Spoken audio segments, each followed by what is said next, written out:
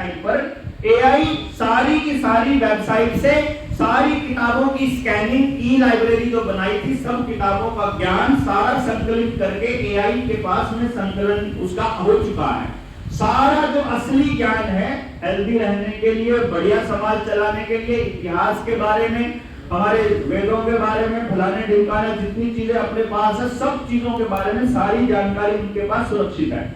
हम लोगों को अपने वेदों पे बात करने का समय और समझ है। हम आपसे बड़ी छोटी पीढ़ी हमारी है, हमारे पास भी थोड़ी बहुत समझ इतनी है, कुछ वेद होते थे, हमने पढ़े नहीं है, हमारी वाली पीढ़ी में बहुत कम लोगों ने, और जो नेक्स्ट जनरेशन है उसको तो पता ही नहीं है कि आपका जीवन और हमारा जीवन कैसे जिया जाता था, वो तो एआई से ही देख रहा है। तो आज एआई पर आपको बिल्कुल सटीक इंफॉर्मेशन मिल रही है। फिर एक दिन